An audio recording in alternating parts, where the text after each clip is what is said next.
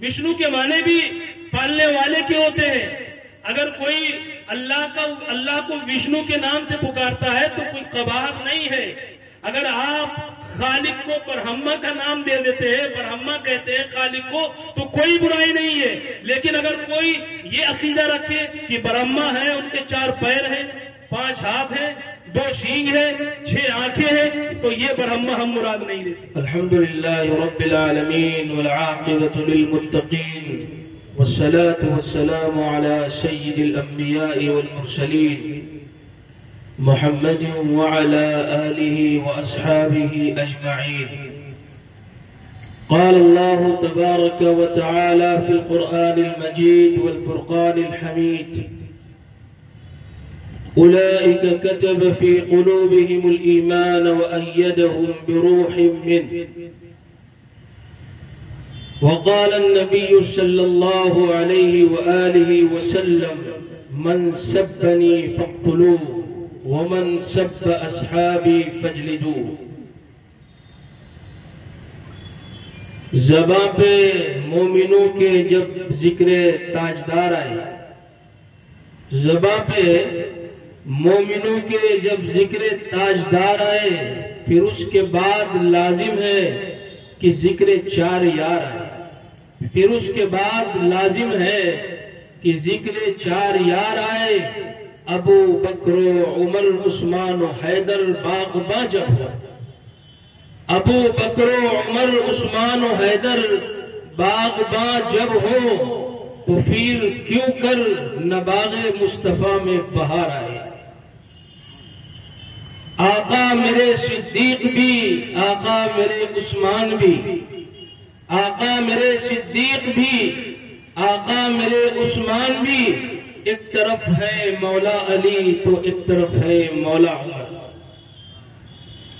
Eco Dewa سرو بھوتیشو گوڑہ سرو ویاپی سرو بھوتانتراتما کرمادھیکش سرو بھوتا دیواسا idam jana upsurut narashansa satavishyate shastim sahasrara nautim chakauram arushame shuddhame ushtrayasya parvahiro vadumanto duvirdasha varthamaratasya nijidate divishmano paspirisha asmalla mille mitra virani datta illalle varro raja punarduda haya mitro illam illalle illa varro mitrastajaskam होतार मिंद्र महासुरिंद्र अल्लो ज्येष्ठम श्रेष्ठम पूर्ण ब्रह्मानमल्लाम अल्लो रसूल महामदर कब्रसिया अल्लो अल्लाम। मेरे मोहतरम बुजुर्गों, दीनी और ईमानी भाइयों, पर्दा नशी ख़वातीन इस्लाम, आप सबको इस साल का जलसा शुहदाए इस्लाम और क़याम इंसानियत मुबारक हो। आज 6ठा दिन है। 5 दिन मुख्तलिफ उलमाए किराम के कीमती बयानात आपने सुने और आज 6ठा दिन है। अल्लाह ताला का बेपनाह एहसान है, करम है कि अल्लाह ताला ने इस नाचीज़ को भी सहाबा किराम रिज़वानुल्लाहि ताला अन्हुम अजमईन की मोहब्बत, उनकी अज़मत पर लबकुशाई करने की हिम्मत अता फरमाई।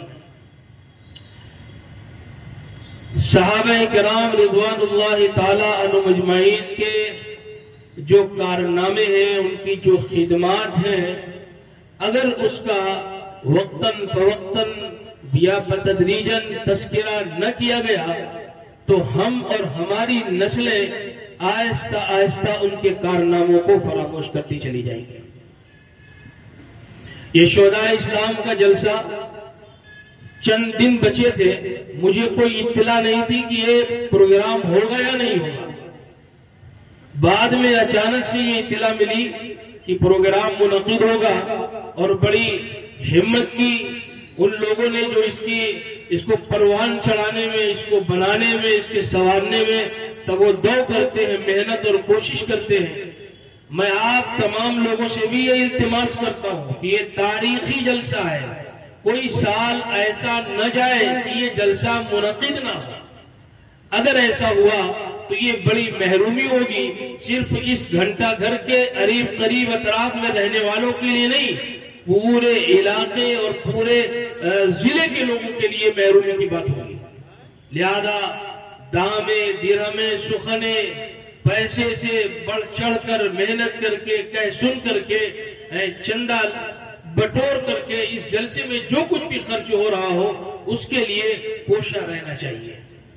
قابل مبارکباد ہے قسیم بھائی اور ان کی پوری ٹیم کے تمام اراکین و شرکاء، میں ان کو دل سے مبارکباد پیش کرتا ہوں کہ ایک موقع ہاتھ آتا ہے کہ آپ جیسے نوجوانوں، بزرگوں اور بچوں اور ماں اور بہنوں سے ہم کلام ہونے کا موقع ملتا ہے، ورنہ سال گزر جاتے ہیں یا بہت سے ایسے پروگرام منعقد کیے جاتے ہیں جو جہاں زیادہ سینسٹیویٹی نہیں ہوتی ہے، شور و گل بہت ہوتا ہے، لیکن یہ ایسا جلسہ ہے جو صحابہ کرام رضوان اللہ تعالی عنہم اجمعین کی ذات سے منسوب ہے، ایسی پاکیزہ طبیعت سے منسوب یہ جلسہ ہے کہ جہاں پر سکون اور شانتی اور امن ہوگا، امن کی بات ہوگی، سکون کی بات ہوگی، شانتی کی بات ہوگی، ان کا تذکرہ خیر ہوگا تو ہمارے جو دلوں کی غلاظت ہے جو وہ باہر نکل آئی جائے گی، ہمارا ایمان تازہ ہو جائے گا، اعمال خیر کی طرف ہمارے قدم بڑھیں گے،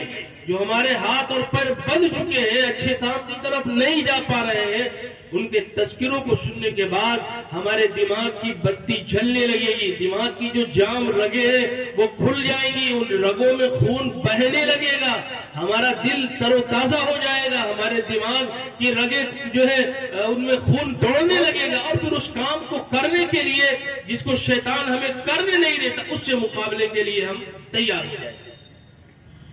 میرے عزیزوں اور دوستو، ہمارے پیچھے جو بینر لگا ہوا ہے آج سے تقریباً 5 سال پہلے یا 6 سال پہلے، اس سے پہلے جب سے یہ جلسہ ہو رہا ہے، اس میں اس بینر کے اوپر صرف شہدائے اسلام کا تذکرہ ہوتا تھا یا وہ ٹائٹل لگا ہوتا تھا، لیکن اس کے بعد سے اب اس پر شہدائے اسلام اور پیام انسانیت کا ٹائٹل ہے۔ لہذا میں تھوڑا وقت صحابہ کرام کی عظمت پر خرچ کروں گا اور تھوڑا وقت اس محسن انسانیت، پیغمبر انسانیت، قائد اعظم محمد عربی صلی اللہ علیہ وسلم کی حیات مبارکہ کے اوپر روشنی ڈالوں گا، اور اس روشنی کے اندر تمام دنیا کے انسانوں کو مخاطب کروں گا، وہ کسی بھی مذہب سے ان کا تعلق ہو، چاہے وہ برادران وطن ہو، ہندو بھائی ہو، سکھ ہو، بدھسٹ ہو، جینی ہو، کسی بھی مذہب سے ان کا تعلق ہو، اسلام نے ان کا اور اس اسلام کے جو قائد ہیں محمد عربی صلی اللہ علیہ وسلم نے، ان کی تعلیمات نے ان کو کیا سبق دیا ہے اس پر بھی بات کروں گا۔ میں نے آیت پڑھی ہے اولئک کتب فی قلوبہم الایمان وایدہم بروح منہ، کہ صحابہ کرام کی وہ ذات مبارکہ ہے جن کے دلوں کے اندر اللہ تعالیٰ نے ایمان کو راسخ کر دیا تھا، مضبوطی سے لکھ دیا تھا اور اس کی تائید فرمائی تھی۔ بہت سے ایسے مواقع آئے جس موقع پر اللہ تعالیٰ نے صحابہ کرام کی شان میں آیتوں کا نزول فرما دیا، چاہے وہ صدیق اکبر ہو، چاہے وہ فاروق اعظم ہو، چاہے وہ عثمان غنی ہو، چاہے وہ علی المرتضی ہو، چاہے وہ طلحہ ہو، چاہے وہ زبیر ہو، چاہے وہ سعد ہو، چاہے وہ سعید ہو، چاہے عبد الرحمن ابن عوف ہو، چاہے مولا عبد الرحمن ہو، مولا ابن ابی حذیفہ ہو، دیگر صحابہ کرام ہو، یہ سب اللہ کے رسول صلی اللہ علیہ وسلم کے سائے میں رہ کر کے انہوں نے قرآن سیکھا اور قرآن کی تعلیمات کو سیکھا اور اپنے ایمان کو قرآن کی تعلیمات سے لبریز کیا۔ اللہ تعالیٰ نے قرآن مجید کے اندر ان کی تعریف فرمائی ہے، اور حضور علیہ السلام نے فرمایا بھی من سبنی فاقتلوہ، یعنی جو میری طرف جو مجھے گالی دے، مجھے طعن و تشنیع کا نشانہ بنائے تو اس کو قتل کر دیا جائے۔ یہ حکم ہے، اسلامی نظام ہوگا تو وہاں پر یہ حکم لاگو ہے۔ اور اس کے بعد آگے فرمایا من سب اصحابی فجلدوا، جو میرے صحابہ کو طعن و تشنیع کا نشانہ بنائے اس کو کوڑے لگائے گئے۔ صحابہ کرام کا جو مرتبہ ہے، جب تاریخ کے اوراق کو پلٹیں گے تو بات سمجھ میں آئے گی. تاریخ کی جب اوراق کو پلٹیں گے تب بات سمجھ میں آئے گی کہ ابو بکر کون ہے، فاروق اعظم کون ہے، عثمان غنی کون ہے، علی المرتضی کون ہے. تب یہ بات سمجھ میں آئے گی. اور اگر صرف ہم سوچیں کہ صرف شہداء اسلام کے جلسے میں شرکت کر کے ان کی پوری تاریخ کو سمجھ جائے تو یہ ناممکن ہوگا. اس کے لیے اپنا وقت خرچ کرنا پڑے گا، اپنے دن اور رات کو کے اوقات نکالنے پڑیں گے ان کی سیرت کو پڑھنے کے لیے. تب بات سمجھ میں آئے گی. ان کی بڑی قربانیاں ہیں، ان کے بڑے کارنامے ہیں. ان کی تائید میں اللہ نے قرآن میں آیات کو اتار دیا. حضرت عثمان ابن عفان رضی اللہ تعالی عنہ بڑے جلیل القدر صحابی ہیں. ان کی شہادت کوئی معمولی شہادت نہیں ہے. ان کی شہادت کوئی معمولی شہادت نہیں ہے. بڑے مصائب، بڑے مظالم کا سامنا کرنا پڑا. ہمارے اور آپ کے سامنے تو صرف سیدنا حسین کی شہادت کا خاکہ پیش کیا گیا. حضرت عثمان کی شہادت کا خاکہ جس وقت آپ سنیں گے اور اپنے آنکھوں سے پڑھیں گے تو آپ کا دل دہل جائے گا. یہ عثمان وہ صحابی ہے کہ جو خصوصیت ان کو حاصل ہے کائنات کے کسی انسان کو حاصل نہیں ہے. کائنات کے کسی انسان کو حاصل نہیں ہے. رسول اللہ صلی اللہ علیہ وسلم کی 2 بیٹیاں حضرت عثمان ابن عفان کے نکاح میں آئیں. یہ مقام و مرتبہ کسی اور کو حاصل نہیں ہے. رسول اللہ صلی اللہ علیہ وسلم کے ساتھ جتنی نسبی رشتہ داریاں حضرت عثمان ابن عفان کی ہیں، عثمان غنی کی ہے، وہ کسی اور کی رشتہ داری نہیں ہے. یہ بات آپ کو نہیں معلوم ہوگی. چند ایسے حضرات ہوں گے جنہوں نے پڑھا ہوگا یا سنا ہوگا تو معلوم ہوگی، ورنہ عمومی طور سے لوگوں کو پتہ نہیں ہوگا. اور کہنے والے تو جب بھوکیں گے تو وہ عثمان کو بھی لپیٹ میں لیں گے، فاروق اعظم کو بھی لپیٹ میں لیں گے، علی المرتضی کو بھی لپیٹ میں لیں گے، یا ان کو چھوڑیں گے اور بھی ان کے علاوہ جو دیگر ہوں گے ان کو لپیٹ میں لے لیں گے. حضرت عثمان غنی رضی اللہ تعالیٰ عنہ کو جب خلافت ملی اور خلافت کی باغ ڈور انہوں نے سنبھالی، سارا نظام عمدہ طریقے سے چل رہا تھا. اللہ کے رسول صلی اللہ علیہ وسلم کو ان سے بڑی محبت تھی اور ان کو رسول اللہ صلی اللہ علیہ وسلم سے بڑی محبت تھی. ایک مرتبہ آپ مسجد میں تشریف فرما تھے اور صحابہ کرام آپ کے ارد گرد بیٹھے ہوئے تھے اور آپ ان کو نصیحت فرما رہے تھے. اچانک سے بیچ میں آپ نے اپنی بات کو روک دیا. آپ صلی اللہ علیہ وسلم نے اپنی بات کو اچانک سے روک دیا. میں شہادت عثمان پر بات کروں گا آپ سے. اگر بات سب پر کروں گا تو پوری رات ختم ہو جائے گی. حضرت فاروق اعظم کے بھی بڑے کارنامے ہیں، ان کی شہادت کا پس منظر بھی بڑا لمبا ہے. اس کے تعلق سے میں بھی پچھلے سالوں میں بات کر چکا ہوں. علی المرتضی کی شہادت کا بھی پس منظر بڑا لمبا ہے. حضرت حسین رضی اللہ تعالیٰ عنہ کی شہادت کا بھی پس منظر بڑا لمبا ہے. تو سب کے اوپر تو بات نہیں ہو پائے گی، لیکن میں یہ آپ کو آئینہ دکھانا چاہتا ہوں کہ حضرت عثمان غنی کی شہادت کتنی مظلومانہ شہادت ہے، وہ خاکہ بھی آپ کے سامنے آ جائے. میں یہ نہیں بتانا چاہتا ہوں کہ حضرت حسین کا کوئی مرتبہ نہیں ہے. ان کا مرتبہ برحق ہے، ان کی عظمت برحق ہے، وہ نواسے رسول برحق ہے، ان کے کارنامے، ان کی خدمات برحق ہے. میں ان کے مقام کو گھٹانا نہیں چاہتا.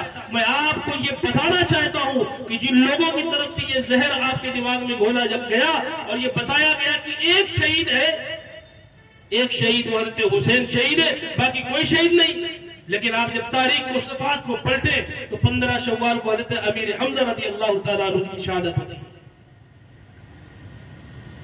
یہ 15 شوال کا دن گزر جاتا ہے، ہمیں اور آپ کو پتہ بھی نہیں ہوتا، جس کے بارے میں رسول اللہ صلی اللہ علیہ وسلم نے سید الشہداء کا لقب استعمال فرمایا کہ امیر حمزہ شہیدوں کے سردار ہوں گے. ان کی وہ تاریخ گزر جائے اور امت مسلمہ کے نوجوانوں کو پتہ بھی نہ چلے. 15 شوال کو حضرت امیر حمزہ رضی اللہ تعالیٰ عنہ کی شہادت ہے. 18 ذی الحجہ کو عثمان غنی رضی اللہ تعالیٰ عنہ کی شہادت کا دن ہے.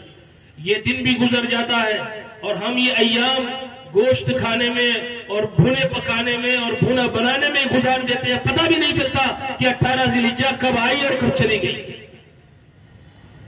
اور مدینہ کے اس مظلوم صحابی کی یہ شہادت 18 ذی الحجہ ہے۔ اس سے آگے بڑھتے ہیں، حضرت سیدنا فاروق اعظم کی یکم محرم کو ان کی شہادت کا موقع آ جاتا ہے۔ اس سے اور آگے بڑھتے ہیں، 10 محرم کو حضرت حسین رضی اللہ تعالیٰ عنہ کی شہادت آ جاتی ہے۔ لیکن ان تمام لوگوں کی شہادت ایک طرف ہوتی ہے، اور حضرت حسین رضی اللہ تعالیٰ عنہ کی شہادت کے حوالے سے ایک ایسا ماحول تیار کیا جاتا ہے کہ امت کے نوجوان، بزرگ، بچے، مائیں اور بہنیں وہ یہ سمجھے کہ صرف حضرت حسین ہی شہید ہوئے۔ ذرا سوچو تو صحیح، کون عثمان ابن عفان ہے جن کی پہرے داری حسن و حسین نے کی؟ ان کی تاریخ پر پردہ ڈال دیا جائے اور ان کا نام لیا جائے جنہوں نے پہرے داری کی ہے، جن کی پہرے داری حسن نے کی، حسین نے کی، عبداللہ ابن زبیر نے کی، محمد ابن طلحہ نے کی، ان کا تذکرہ نہ کیا جائے، اور جنہوں نے پہرے داری کی ایک کو صرف لے لیا جائے، حسین کا نام لیا جائے، باقی پر پردہ ڈال دیا جائے۔ یہ کہاں کا انصاف ہوگا؟ یہ ناانصافی ہوگی، یہ ناانصافی ہوگی اور سراسر ناانصافی ہوگی۔ تو حضرت عثمان رضی اللہ تعالیٰ عنہ کی شہادت بڑی مظلومانہ شہادت ہے۔ رسول اللہ صلی اللہ علیہ وسلم کے ساتھ ان کی 6 رشتہ داریاں ہیں، کسی اور کی اتنی رشتہ داریاں رسول اللہ صلی اللہ علیہ وسلم سے نہیں ہے جتنی حضرت عثمان ابن عفان کی ہے۔ کان کھول لیجئے اور دماغ کو حاضر و ناظر رکھیے، سننے کے بعد آج اس کو یاد کر لیجئے کہ اگر کوئی حضرت عثمان کے تعلق سے بات کرے تو اس کو آپ سمجھائیں اور وہ لاجواب ہو جائے۔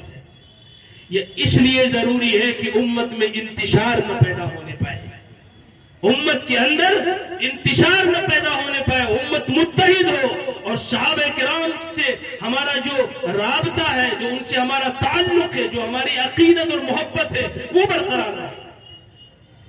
سب سے پہلے رشتہ داری جو والد کی طرف سے وہ یہ ہے کہ حضرت عثمان ابن عفان رضی اللہ تعالیٰ عنہ کی رشتہ داری رسول اللہ صلی اللہ علیہ وسلم کے ساتھ جو ہے وہ عبد مناف، وہ رسول اللہ صلی اللہ علیہ وسلم کے پردادا ہے 5ویں پشت میں۔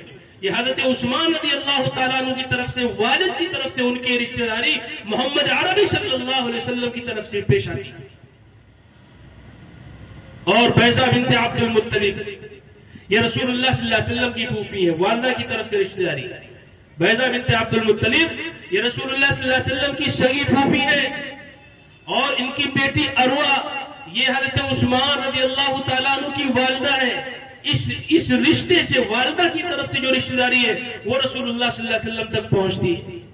یہ 2 رشتہ داری ہو گئی۔ تیسری رشتہ داری ہے کہ اللہ کے رسول صلی اللہ علیہ وسلم نے اپنی بیٹی رقیہ کو حضرت عثمان کے نکاح میں دے دیا، حضرت عثمان کے نکاح میں دے دیا۔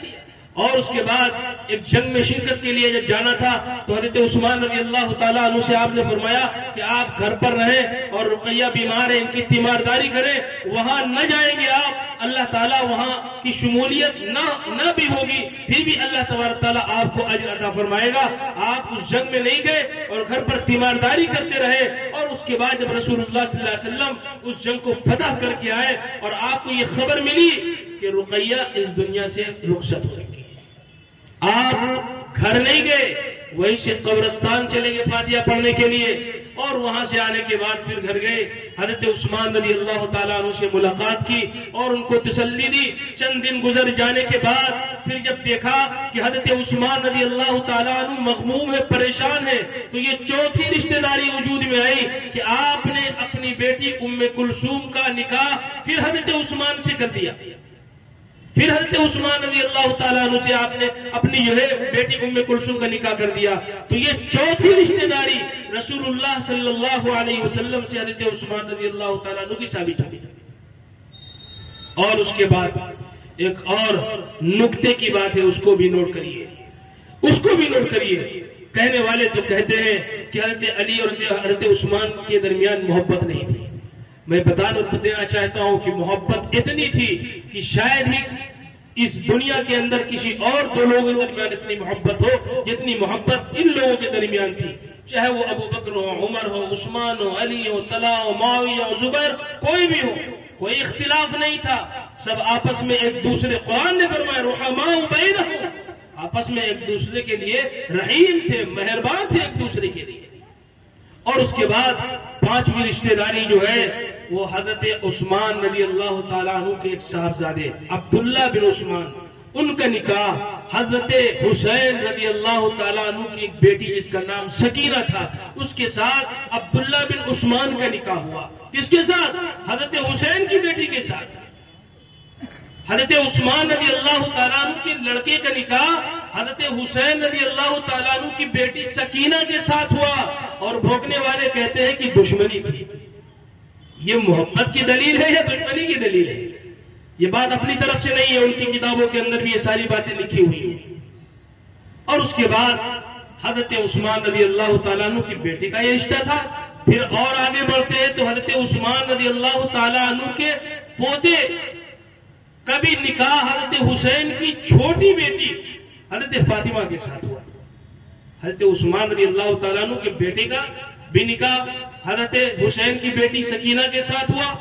اور اس کے بعد حضرت عثمان رضی اللہ تعالیٰ عنہ کے پوتے یعنی عبداللہ بن عمرو بن عثمان، ان کا نکاح حضرت حسین کی چھوٹی بیٹی فاطمہ کے ساتھ ہوا. تو یہ 6 رشتہ داری حضرت عثمان ابن عفان کے رسول اللہ صلی اللہ علیہ وسلم کے ساتھ ملتی ہے. اب اگر کوئی یہ کہے کہ حضرت عثمان رضی اللہ تعالیٰ عنہ نے خلافت کو زبردستی چھین لیا تھا تو یہ الزام ہے، یہ بہتان بازی ہے، یہ تان و تشنیع ہے. اس سے باز آنا چاہیے. وہ اپنا ضمیر مردہ کریں گے، اپنا نصیب مردہ کریں گے. اور اگر سورج کو اور چاند کو اگر وہ تھوکیں گے، ان کو آنکھ دکھائیں گے تو ان کی آنکھیں خود کھیرا پڑ جائیں گی. اس سورج اور چاند کی روشنی پر کوئی بھی فرق نہیں پڑے گا. حضرت عثمان رضی اللہ تعالیٰ عنہ رسول اللہ صلی اللہ علیہ وسلم کے بڑے چہیتے تھے.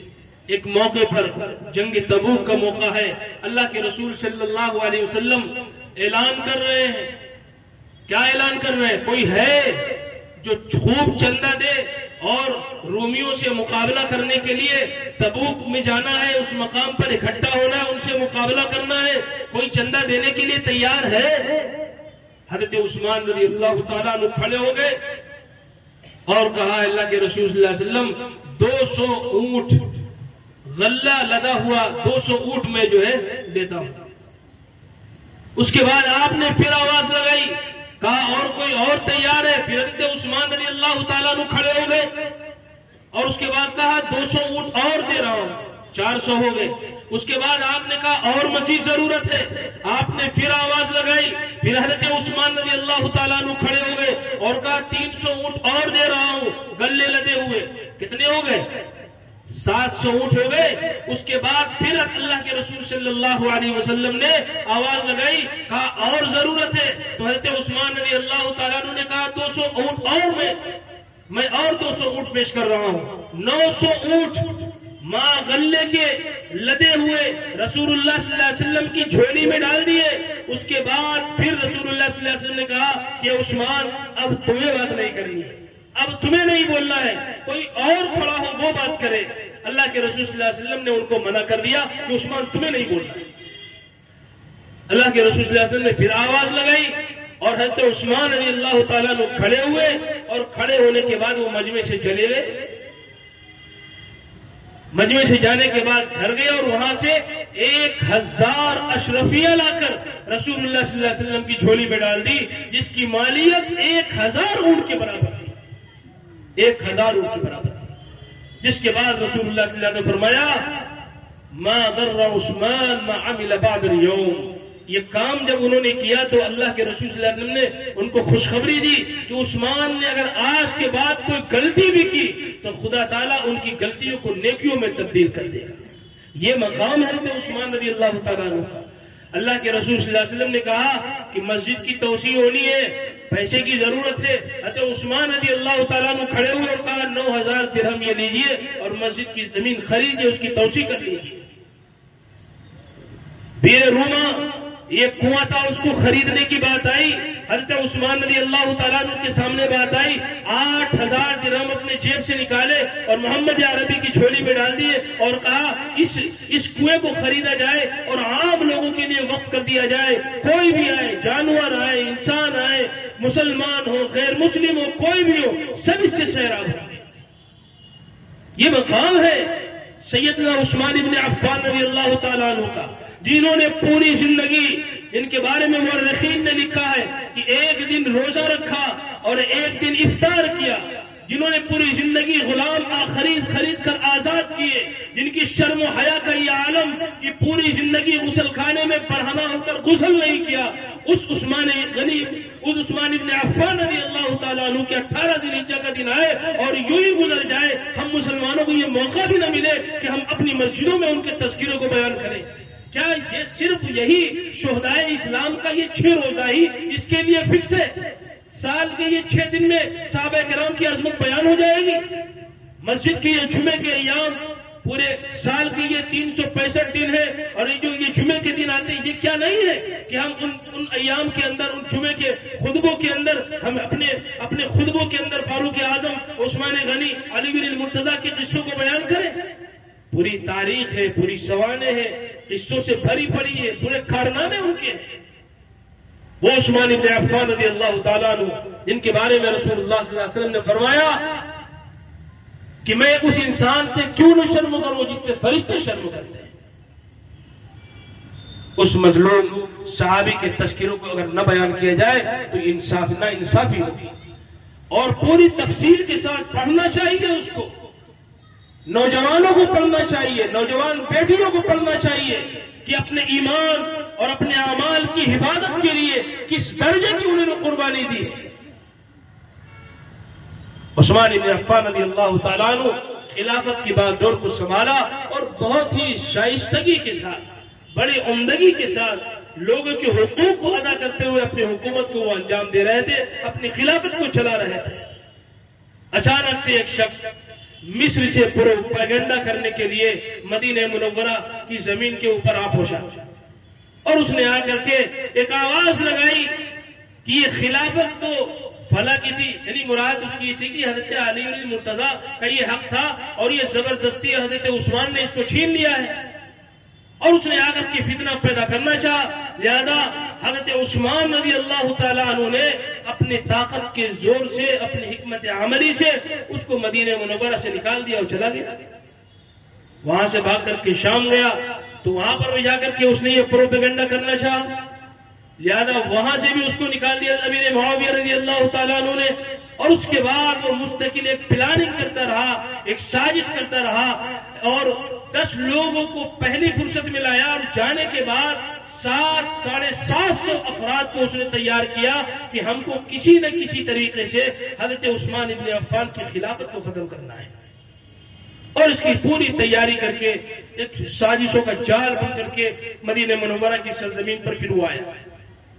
پلاننگ کی گئی کہ کس وقت دھاوا بولا جائے اور کیسے ان کی حکومت کو تار تار کیا جائے، کیسے اس کی بکھیا ادھیڑ دی جائے، کیسے ان کی حکومت کا خاتمہ کر دیا جائے، کیسے جو لوگ سکون کی سانس لے رہے ان کو جین کا جینا حرام کر دیا جائے، کیسے لوگوں کے حقوق پامال ہونے لگے، کیسے مدینہ کی سرزمین کو خون سے لالازار کر دیا جائے، اس تگ و دو میں رہے۔ عبداللہ ابن سبا یہودی النسل، اس نے پوری سازش کی، اور 700 افراد کو لے کر کے اس وقت ذی-قعدہ کے پہلے ہفتے میں مصر سے روانگی ہوئی اور مدینہ منورہ روانگی کی گئی، اور جب یہاں پہنچے تو اکثر صحابہ کرام مدینہ منورہ کو چھوڑ کر کے حج کو چلے گئے تھے، بہت کم لوگ یہاں پر تھے۔ ایک دن کا واقعہ، حضرت عثمان بن عفان رضی اللہ تعالیٰ عنہ مسجد کے اندر خطبہ دے رہے تھے، مسجد کے اندر خطبہ دے رہے تھے، اور خطبہ دے ہی رہے تھے، اسی درمیان ایک شخص کھڑا ہوا اور کہا کہ مجھے آپ کی تقریر نہیں سننا ہے۔ دوسرا کھڑا ہوا، اس نے کہا کہ مجھے بھی آپ کی تقریر نہیں سننا ہے۔ تیسرا کھڑا ہوا، اس نے کہا آپ کی تقریر میں بکواس ہے، نعوذ باللہ، مجھے آپ کی تقریر نہیں سننا۔ ایسے کرتے کرتے وہ 750 افراد جو مصر کی سرزمین سے پروپیگنڈے کے تحت ان کو تیار کیا گیا تھا، وہ سب کے سب کھڑے ہو گئے، اور نوبت اس بات تک آئی کہ خطبے کے دوران ان کے اوپر پتھروں کی بارش کی گئی اور ان کو لولہان کر دیا گیا۔ وہ رسول اللہ صلی اللہ علیہ وسلم کا وہ عصا جس کے اوپر وہ ٹھیک لگا کر خطبہ دے رہے تھے، وہ نیچے گر گیا، خود خون سے لہو لہان ہو گئے اور گر پڑے۔ اس کے بعد ان کو وہاں سے اٹھایا گیا اور ان کو گھر لے جایا گیا۔ مسجد نبوی کا یہ شہید ہے منبر رسول کا یہ شہید ہے، رسول اللہ صلی اللہ علیہ وسلم کے شہر کا یہ شہید ہے، اس کی عظمت اور اس کی رفعت کا تذکرہ نہ کیا جائے، اس پر پردہ ڈالا جائے، اور جنہوں نے ان کی چوکی داری کی، ان کی پہرے داری کی، صرف ان کے نام کو اجاگر کیا جائے، یہ ناانصافی ہے، یہ سمجھا جائے گا کہ ان سے عداوت ہے، ان سے بغض ہے، ان سے دشمنی ہے، ان سے نفرت ہے۔ اگر نفرت نہیں ہوگی تو جہاں حسین کے تذکروں کو بیان کیا جائے گا وہاں عثمان ابن عفان کے تذکروں کو بھی بیان کیا جائے گا، امت کے نوجوانوں کو بتایا جائے گا کہ ان کا بھی مقام مرتبہ ہے، ان کی بھی بلندی ہے، ان کی بھی ایک شان ہے، اس کو بھلایا نہ جائے۔ حضرت عثمان ابن عفان رضی اللہ تعالیٰ عنہ کو گھر لے جایا گیا، 1 دن 2 دن 3 دن گزر گئے اور مستقل آپ گھر پر رہے، طبیعت بگڑتی رہی۔ حضرت علی المرتضی رضی اللہ تعالی عنہ، جن کے بارے میں کہا جاتا ہے کہ انہوں نے حضرت علی المرتضی کی خلافت کو حضرت عثمان نے زبردستی لے لیا تھا۔ آپ کی زمین اگر کوئی زبردستی ہڑپ کر لے اس سے آپ سلام نہیں کریں گے، بات چیت نہیں کریں گے۔ یہاں حضرت علی المرتضی ان کے گھر جا رہے ہیں اور پوچھتے ہیں کہ عثمان تمہارا کیا حال ہے، پوچھتے تمہارا کیا حال ہے؟ تو عثمان کہتے ہیں کہ میرا حال مت پوچھو، مجھے بتاؤ مدینے کا کیا حال ہے۔ تو حضرت علی نے فرمایا کہ لوگ تمہارا حال پوچھ رہے ہیں، آپ مدینے کا حال پوچھ رہے ہیں؟ کہا نہیں، مجھے بتاؤ مدینے کا کیا حال ہے۔ میں یہ نہیں چاہتا کہ مدینے کی سرزمین پر، منبر رسول پر، مسجد نبوی پہ، روضہ رسول کے قریب خون خرابہ ہو، خون بہے، اور میں رسول اللہ صلی اللہ علیہ وسلم کو کیا منہ دکھاؤں۔ اور اس کے بعد کہا کہ اگر آپ اجازت دیں تو جنہوں نے یہ بغاوت کی ہے ان پر انتقام کی کاروائی کی جائے، ان سے بدلہ لیا جائے، ان کے گریبان کو پکڑا جائے، ان کو عدالت کے کٹہرے میں کھڑا کیا جائے۔ حضرت مغیرہ ابن شعبہ بھی گئے، حضرت علی المرتضی بھی گئے، دیگر اور صحابہ بھی گئے، ان کو سمجھایا، لیکن آپ نے کہا کہ اگر تم کو مجھ سے محبت ہے تو خاموش رہو، اگر مجھ سے نفرت ہے تو جن لوگوں نے عداوت اور دشمنی کے ساتھ میرے ساتھ یہ معاملہ کیا ہے ان کا ساتھ دو۔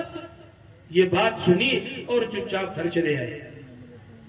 دھیرے دھیرے وہ ایام گزرتے رہے، 1 دن گزرے، 2 دن گزرے، 3 دن گزرے، 15 دن گزر گئے، 15 دن گزر گئے۔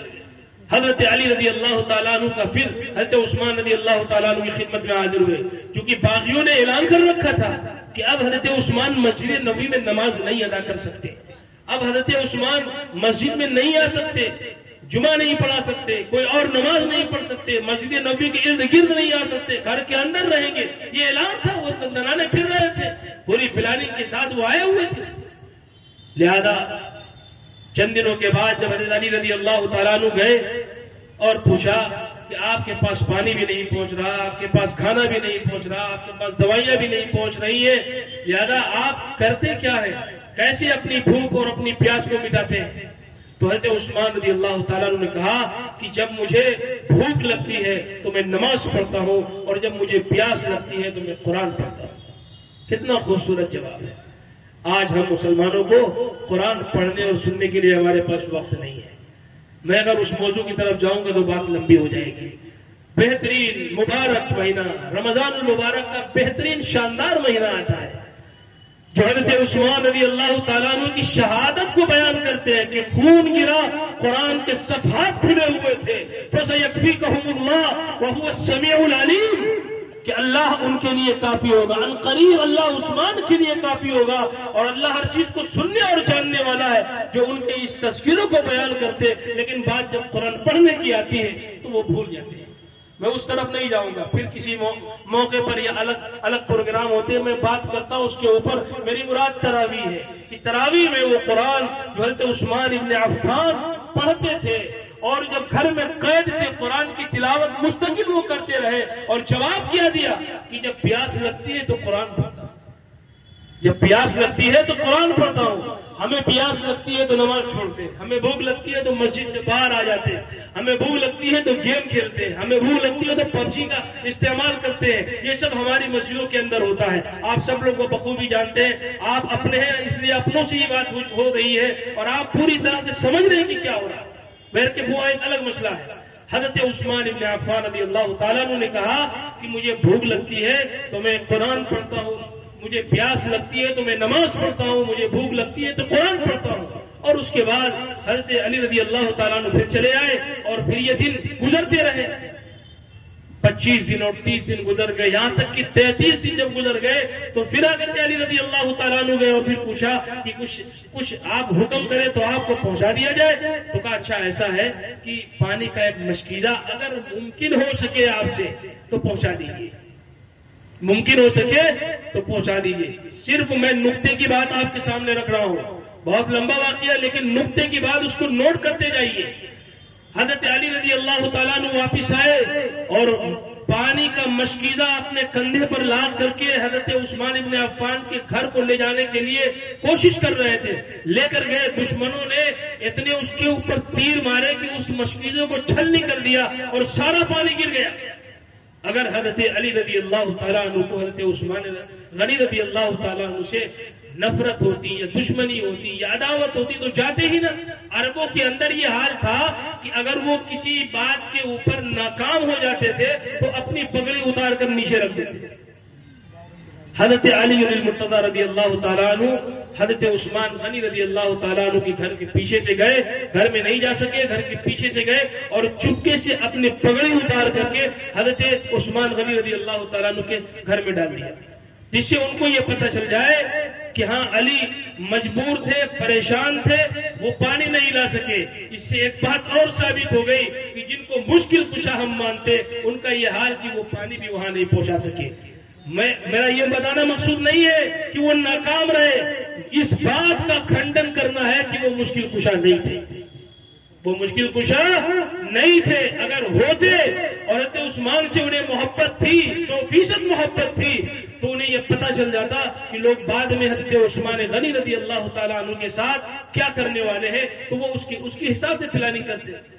بہرکیف 33 دن اور 35 دن جب گزر گئے تو حضرت عثمان غنی رضی اللہ تعالیٰ عنہ اپنی چھت پر آئے اور آ کر کے باغیوں کو مخاطب کیا اور کہا کہ سنو, تم ہمارے خون کے پیاسے ہو, تم ہمارا قتل کرنا چاہتے ہو, تم ہمارے گھر کو اجاڑنا چاہتے ہو, تم اس مدینے کے اندر خون خرابہ کرنا چاہتے ہو. سنو, میں رسول اللہ صلی اللہ علیہ وسلم کا داماد ہوں, میں رسول اللہ صلی اللہ علیہ وسلم کی 2 بیٹیاں میرے نکاح میں ہیں, میں نے رسول اللہ صلی اللہ علیہ وسلم کے کہنے پر اپنا مال وقف کیا, میں نے رسول اللہ صلی اللہ علیہ وسلم کے کہنے پر اس کنویں کو خریدا اور خریدنے کے بعد اس کو وقف کر دیا جس کا پانی تم پیتے ہو. آج اس کنویں کا پانی کا ایک قطرہ مجھے نصیب نہیں ہو رہا. جس مسجد کے لیے میں نے ہزاروں روپے دیے, آج مجھے اس مسجد میں تم نماز نہیں پڑھنے دے رہے ہو. انہوں نے کہا کہ نسب, رشتہ داری اور یہ تمام چیزیں گنانے کی ضرورت نہیں ہے, ہم اتنا چاہتے ہیں کہ آپ خلافت کو چھوڑ دو. کیا کہا؟ آپ خلافت کو چھوڑ دو. انہوں نے کہا کہ خلافت میں نہیں چھوڑ سکتا. اللہ کے رسول صلی اللہ علیہ وسلم نے مجھ سے کہا تھا کہ اللہ تعالیٰ عثمان تم کو خلافت کی قمیص پہنائے گا, تمہیں اس قمیص کو اتارنا نہیں ہے, اگر اس قمیص کو اتارو گے تو اللہ تعالیٰ معاف نہیں کرے گا. تو حضرت عثمان ابن عفان نے ان باغیوں سے کہا کہ میں خلافت کی قمیص کو نہیں اتاروں گا, جو تمہیں کرنا ہو کر لو. اب بات آگے نکل چکی تھی اور پوری طریقے سے جو ہے ظلم کی داستان کو لکھنے کے لیے یہ باغی در پہ ہو چکے تھے. اور یہ جب معاملہ ہوا اور یہ بات حضرت علی المرتضی کے کان میں پہنچی, انہوں نے فوراً کس کو, حضرت حسن اور حضرت حسین, محمد ابن طلحہ, عبداللہ ابن زبیر کو بھیجا اور کہا جاؤ عثمان ابن عفان کے گھر کی پہرے داری کرو, عثمان ابن عفان کی گھر کی پہرے داری کرو. پہرے داری کرنے کے لیے ان کو بھیجا اور لوگ کہتے ہیں کہ نفرت تھی, عداوت تھی, دشمنی تھی. تاریخ جب پڑھیں گے, ان کی جب کتابیں پڑھیں گے, اپنی کتابیں جب پڑھیں گے تب بات سمجھ میں آئے گی. اور جب لوگ اس طرح کے شوشے جب کھڑے کریں گے تو آپ ان کو بآسانی جواب دے سکتے. امت کے ہر فرد کی ذمہ داری ہے, ہر مومن کی ذمہ داری ہے کہ وہ صحابہ کی عظمت پر اپنے آپ کو قربان کر دے, صحابہ کی عظمت پر آنچ نہ آنے پائے. ان کے احسانات اس امت پر اتنے ہیں کہ اللہ کے رسول صلی اللہ علیہ وسلم نے ایک صحابی کے تعلق سے فرمایا فداک ابی و امی. کیا فرمایا؟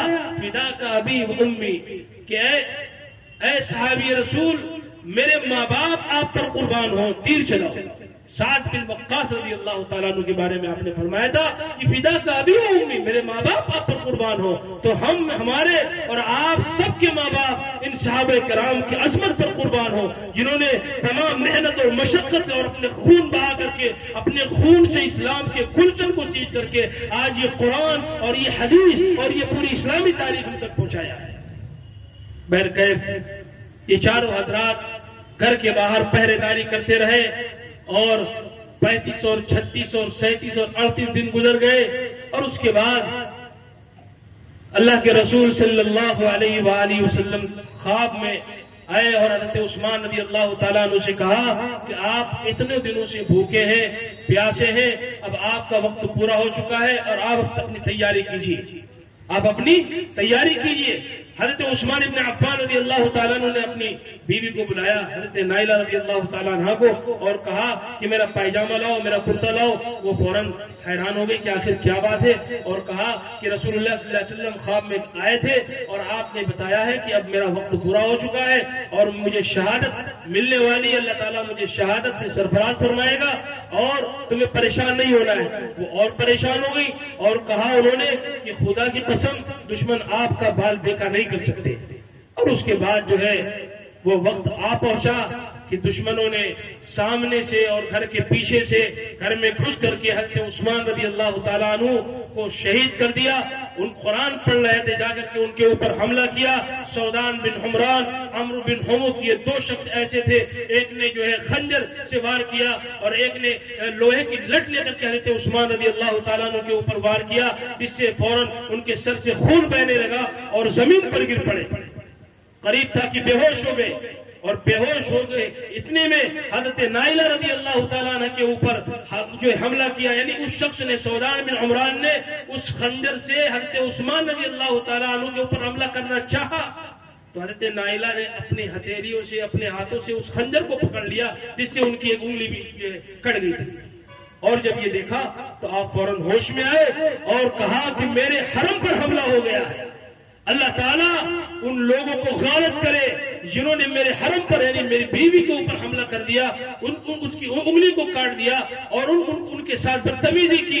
حضرت عثمان غنی رضی اللہ تعالیٰ عنہ کے چہرے پر تھوکا اور ان کے چہرے کو لہولہان کر دیا.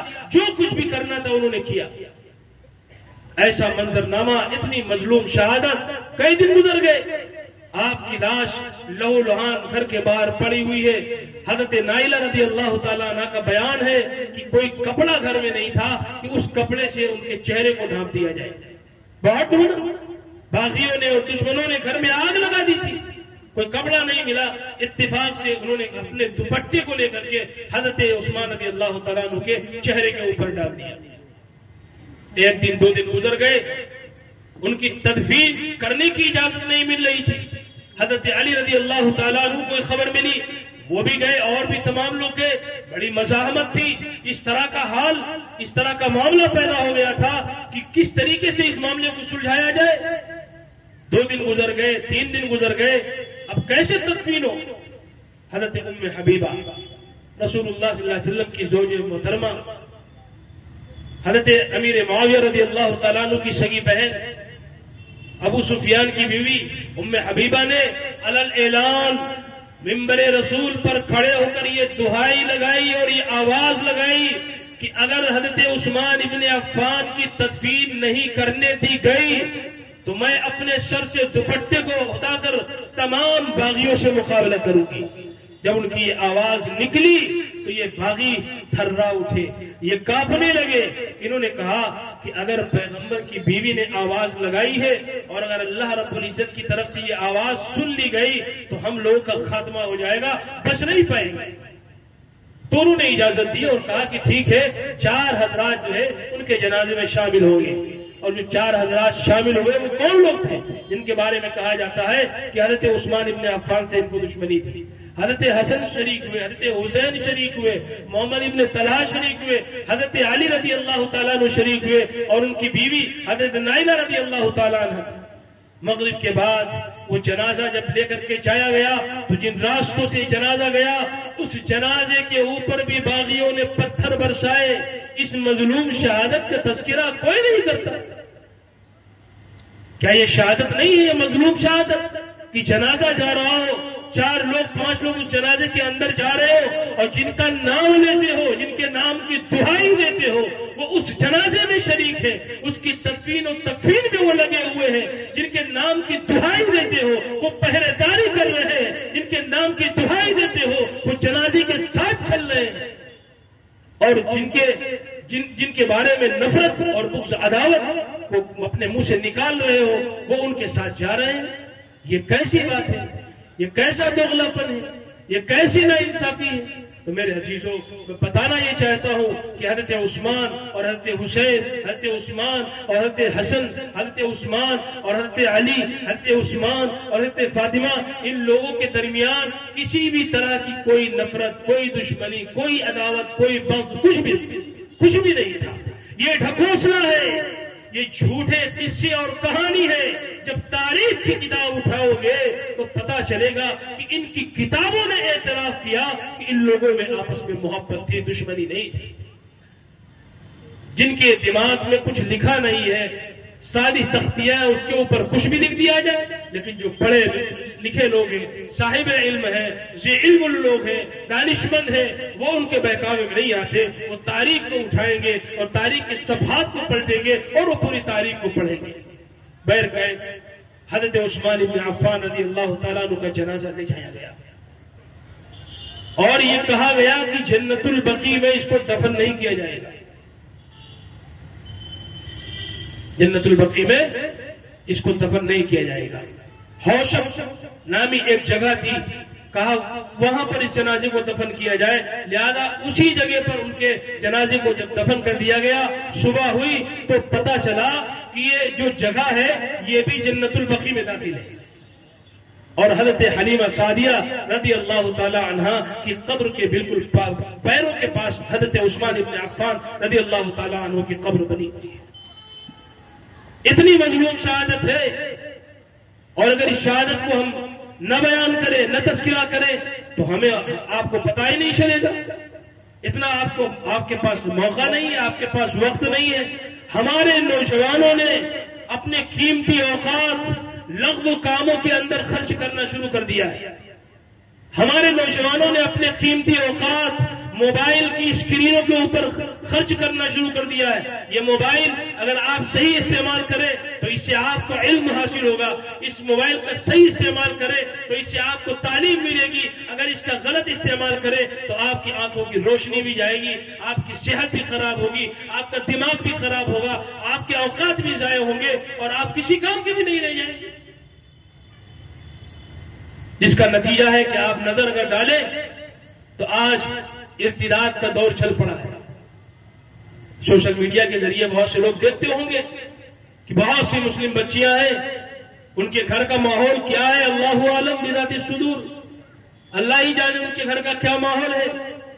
کیا ان کے سامنے ازواج مطہرات صحابیات رسول صلی اللہ علیہ وسلم کی کہانیاں یا ان کے قصے یا ان کے کارنامے ان کے سامنے نہیں آئے؟ ایسے واقعات منظر عام پر آ رہے ہیں کہ جس کو سننے اور دیکھنے کے بعد پتہ چلتا ہے کہ ان کا اسلامی تعلیمات سے کوئی واسطہ ہی نہیں تھا۔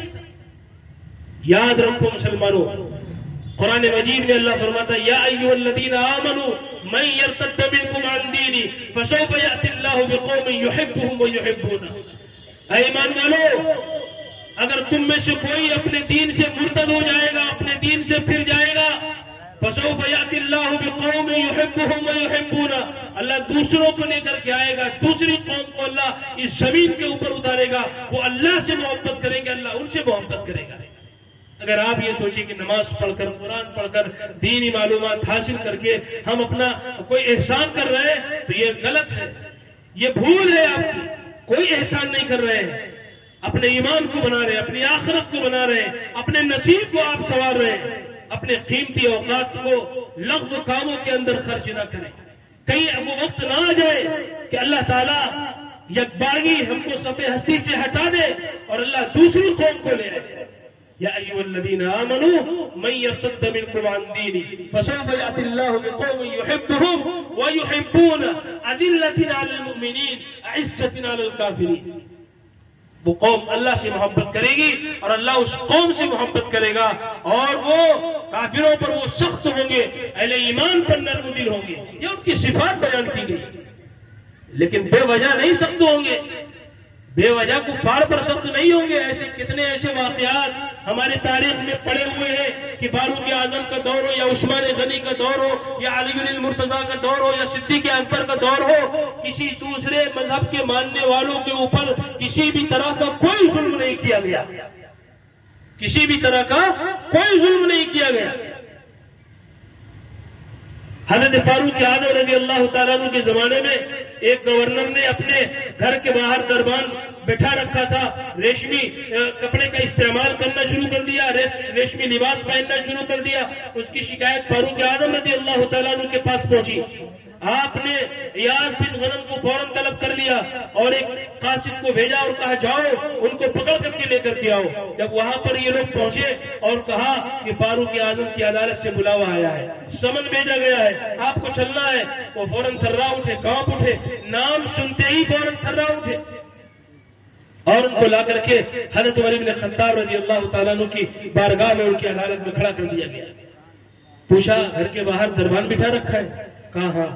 کہا ریشمی لباس پہنتے ہو؟ کہا ہاں. فوراً ان کو معذور کر دیا اور کہا ان کے اس پد سے، اس منصب سے ان کو ہٹا دیا گیا.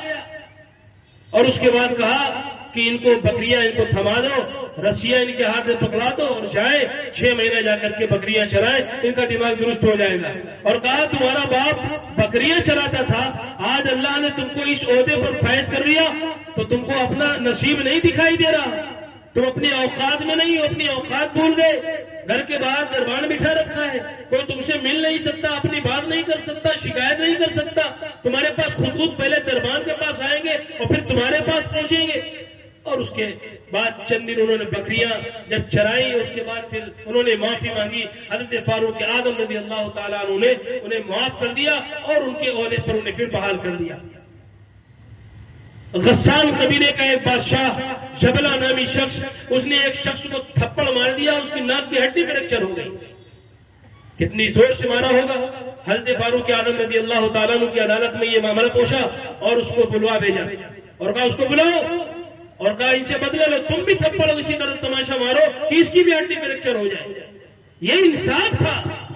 یہ عدالت فاروق اعظم رضی اللہ تعالیٰ عنہ کے بارے میں قائم ہوتی تھی، جن کے بارے میں مہاتما گاندھی نے خود اعتراف کیا کہ اگر اس دنیا کے اندر حکومت اور عدالت کا جو انصاف قائم کیا ہے وہ صدیق اکبر اور فاروق اعظم نے قائم کیا ہے. پڑھیے مہاتما گاندھی کی اسٹیٹمنٹ کو، ان کی کتاب کو پڑھیے، نہ جانے کتنے مورخین ہیں جنہوں نے اس بات کا اعتراف کیا ہے. میرے عزیزوں اور دوستو، صحابہ کرام رضوان اللہ تعالیٰ عنہ اجمعین کی بڑی خدمات ہیں. ان کی خدمات کا ہم اعتراف کریں، ان کو پڑھیں، اپنے بچوں کو پڑھائیں، چھوٹے چھوٹے بچوں کو پڑھائیں.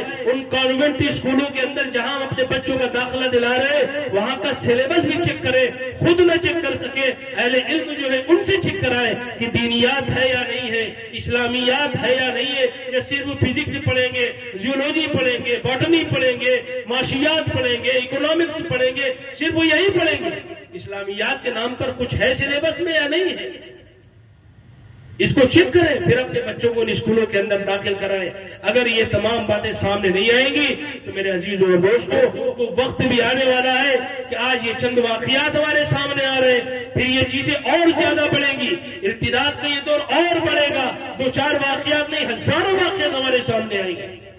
ضرورت اس بات کی ہے کہ جو صاحب علم ہیں، جو اہل علم ہیں، جو رئیس قسم کے ہیں، مالدار قسم کے، جن کو اللہ نے دولت سے نوازا ہے، وہ سیدنا عثمان بن عفان رضی اللہ تعالیٰ عنہ کے لیے وہ بھی اپنی دولت کو خرچ کریں اور آئے میدان کے اندر اعلاء کلمت اللہ کے لیے، محمد عربی کا دین پہنچانے کے لیے، محمد عربی کا پیغام پہنچانے کے لیے، محمد عربی کی شریعت پہنچانے کے لیے، محمد عربی کے عاشقوں کا نمونہ پہنچانے کے لیے پوری محنت اور توجہ کے ساتھ میدان میں اترے اور اللہ کے دین کو لوگوں تک پہنچائے. کوئی تفریق نہ رکھے اور انسانوں کو بتائے، چاہے وہ ہندو بھائی ہو، چاہے وہ بدھسٹ ہو، چاہے وہ سکھ ہو، چاہے وہ جینی ہو، ان کو ان کی کتاب کے اندر بتایا گیا کہ ایک آخری نبی آئے گا، انتم رشی آئے گا، محمد الرسول اللہ جس کا نام ہوگا، جس کا مامے نام ہوگا، جس کا نام نراشن سے ہوگا، جس کا نام میتریہ ہوگا، وہ نبی آخری ہوگا اور سارے انسانوں کے لیے فلاح، کامیابی اور نجات کا وہ سبق لے کر کے آئے گا۔ اس سبق کو، اس پیغام کو، اس سندیش کو محبت کے ساتھ، پریم کے ساتھ دوسرے انسانوں تک پہنچانا ہے۔ ٹھیک ہے، ہمارے سامنے بہت سے ایسے واقعات بھی آ رہے ہیں کہ ظلم و ستم ہو رہا ہے، ہمیں حکومتوں کو بھی وہ آئینہ دکھانا ہے، ہمیں حکومتوں کو بھی وہ آئینہ دکھانا ہے جن کو ان کے عقیدے کے مطابق ایشور نے، وہ بھی ایک ایشور کو مانتے ہیں، لیکن جب ان کے اندر شرک آیا تو بہوات آیا، بہت سی چیزوں کو انہوں نے خدا کا درجہ دے دیا، خدا کا نام دے دیا۔